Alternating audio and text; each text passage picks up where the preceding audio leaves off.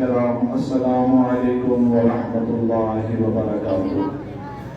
ایک بار پھر بہت ہی زیادہ مبارک حفاظ کرام اور ان کے والدین کو کہ اللہ لا شریک نے اپنی خاص توفیق سے انہیں کلام مجید فرقان حمید حفظ کرنے، اس کو یاد رکھنے اور مصلی رسول پر کھڑے ہو کر سنانے کی توفیق بخشی۔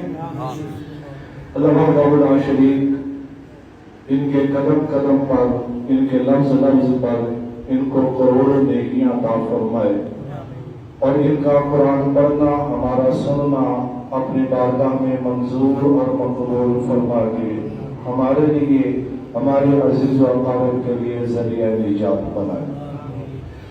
قرآن مجید فرقان حمید وہ کتاب ہے جس کو اللہ کے ساتھ نسبت ہے۔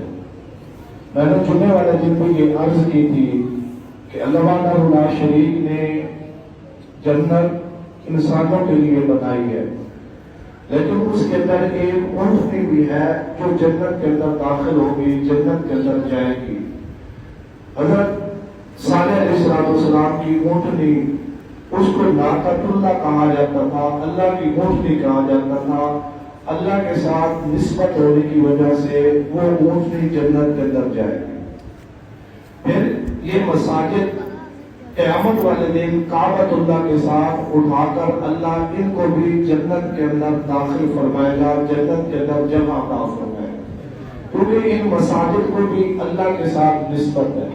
اللہ کے ساتھ نسبت ہونے کی وجہ سے یہ مساجد بھی جنت کے اندر جائیں گی، جنت کے اندر ان کو رکھا جائے گا۔ تو یارو، یہ کلام قرآن مجید فرقان حمید جس کو ہم نے رمضان المبارک کی بابرکت ساعتوں کے اندر کھڑے ہو کر سنا، اس کو بھی اللہ کے ساتھ نسبت ہے، یہ اللہ کا کلام ہے۔ جو بندہ بھی اس کو پڑھتا یا سنتا ہے، اللہ اس پر بھی کروڑوں رحمت نازل فرماتا ہے۔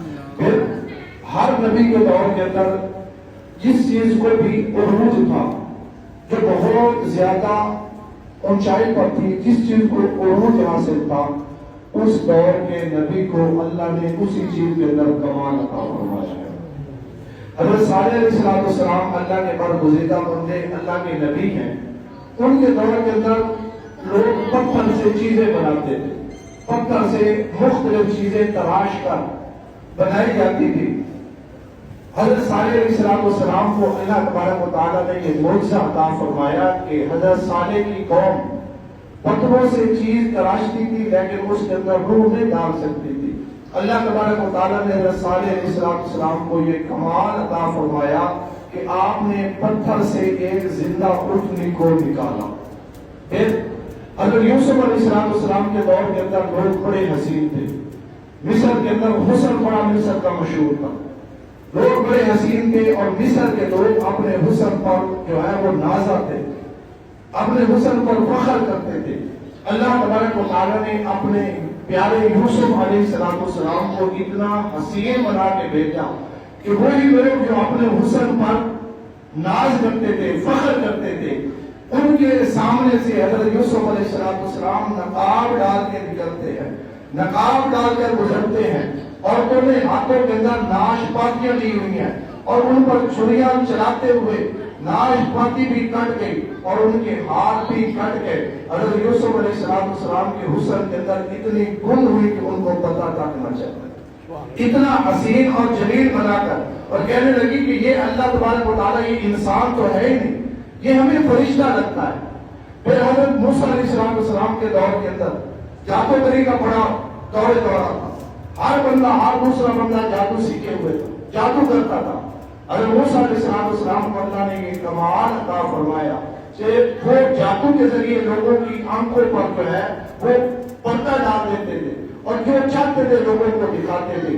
حضرت موسیٰ علیہ السلام کو رب نے یہ کمال عطا فرمایا کہ آپ اپنی لاٹھی ڈالتے ہیں، اللہ اس کو بھی سانپ بنا دیتا ہے۔ پھر حضرت داؤد علیہ السلام کے دور کے اندر لوگ لوہے کے ساتھ مختلف قسم کی چیزیں بناتے تھے، لوہے کی کاریگری بڑی عروج پر تھی۔ اب حضرت داؤد علیہ السلام کے دور کے اندر لوگوں کو لوہے کی چیز بنانے کے لیے پہلے لوگوں کو بھٹی کے اندر جلانا پڑتا، پھر اس کو سوچے کے اندر ڈالنا پڑتا، پھر جا کے کوئی چیز بنتی۔ حضرت داؤد علیہ السلام کو اللہ نے یہ معجزہ عطا فرمایا کہ آپ لوہے کو ہاتھ لگاتے اللہ اس کو نرم کر دیتا، آپ جو چیز مرضی اس کے ساتھ بنا دیتا۔ پھر حضرت عیسیٰ علیہ السلام کا دور ہے۔ حضرت عیسیٰ علیہ السلام کے دور کے اندر لوگ بڑے بڑے طبیب تھے، بڑے پائے کے حکیم تھے، لیکن وہ 3 چیزوں کا علاج نہیں کر سکتے۔ مادر ذات اندھا، جو اندھا پیدا ہوتا اس کو ٹھیک نہیں کر سکتے۔ برس کی بیماری، کوڑ کی بیماری والے بندے کو وہ ٹھیک نہیں کر سکتے، مردے کو وہ زندہ نہیں کر سکتے تھے۔ اللہ نے اپنے پیارے عیسیٰ کو یہ کمال عطا فرمایا کہ جہاں آپ کے دور کے طبیبوں کی طب ختم ہو جاتی تھی، وہاں سے آگے حضرت عیسیٰ علیہ السلام کا کمال شروع ہوتا تھا۔ آپ مردے کو ٹھوکر مارتے، مردہ زندہ ہو جاتا۔ آپ مادر ذات اندھے کی آنکھوں پر ہاتھ رکھتے، اللہ تبارک و تعالیٰ اس کو بینائی عطا فرما دیتا۔ آپ گوڑ والے مریض کو پھونک مارتے، اللہ اس کو شفا عطا فرما دیتا۔ الغرض ہر نبی کے دور کے اندر اللہ نے ان کو جو کمال عطا فرمایا، اس دور کے اندر جس چیز کا عروج ہوتا تھا اس کے اندر اللہ نے ان کو کمال عطا فرمایا۔ پھر باری نائب تیرے اور میرے پیارے آقا علیہ السلام، آمنہ کے لال کی، بے سہارا کے سہارا کی، نبی کریم صلی اللہ علیہ وسلم کی، آپ کے دور کے اندر علم و کلام کا بڑا عروج تھا۔ وہ عرب والے اپنے آپ کو عربی اور باقی سارے کو عجمی کہتے تھے ہم بولتے ہیں، باقی تو سارے گونگے ہیں، کسی کو بولنا ہی نہیں آتا۔ اللہ تبارک و تعالیٰ نے پھر اپنے حبیب کو ایک معجزہ عطا فرمایا جس کو قرآن مجید فرقان حمید کہا جاتا ہے۔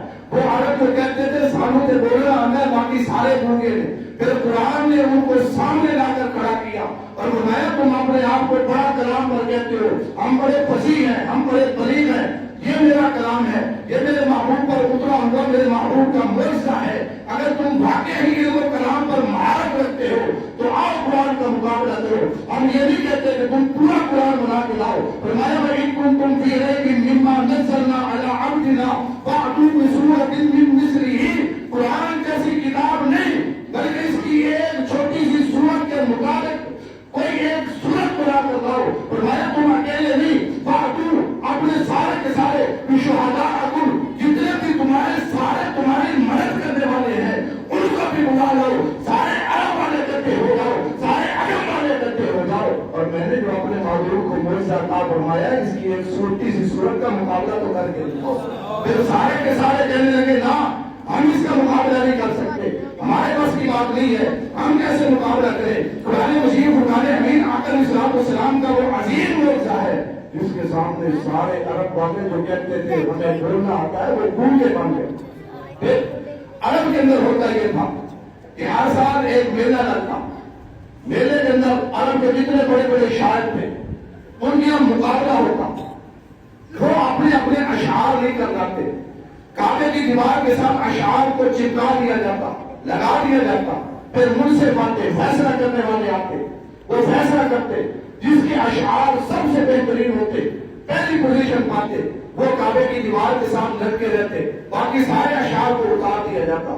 صحابہ کرام مجمعین آ کر اسلام کی بارگاہ میں عرض کرنے لگے یا رسول اللہ صلی اللہ علیہ وسلم ہمارا بھی دل کرتا ہے اس مقابلے کے اندر ہم بھی حصہ لیں، ہم بھی پارٹیسپیٹ کریں، ہم بھی جائیں، ہم بھی اس مقابلے کے اندر حصہ لیں۔ آقا اسلام نے شاعر بنایا صحابہ تمہیں اشعار لکھنے کی ضرورت نہیں ہے، شعر نہ بلکہ میرے قرآن کی، میرے معجزے کی ایک چھوٹی سی سورت، سب سے چھوٹی سورت سورہ کوثر لے کر جاؤ اور کعبے کی دیوار کے ساتھ لٹکا دو۔ مجھے اس ذات کی قسم ہے جس کے قبضہ قدرت میں میری جان ہے، قیامت تک کے اگر سارے اشعار اور سارے شاعر بھی آ جائیں میرے معجزے کی، میرے اوپر نازل ہونے والے قرآن کی سب سے چھوٹی سورت کا مقابلہ کوئی نہیں کر سکتا۔ پھر صحابہ نے سورہ کوثر ایک پین پر لکھی، کعبے کی دیوار کے ساتھ جا کر اس کو لٹکا دیا گیا، لگا دیا گیا۔ پھر منصف آئے، وہ انصاف کرنے والے آئے، وہ سارے اشعار پڑھتے آئے، سارے اشعار پڑھتے آئے۔ جب وہ آئے سورہ کوثر پر تو انہوں نے پڑھا اِنَّا أَعْطَيْنَاكَ الْكَوْثَرَ فَصَلِّ لِرَبِّكَ وَانْحَرْ إِنَّ شَانِئَكَ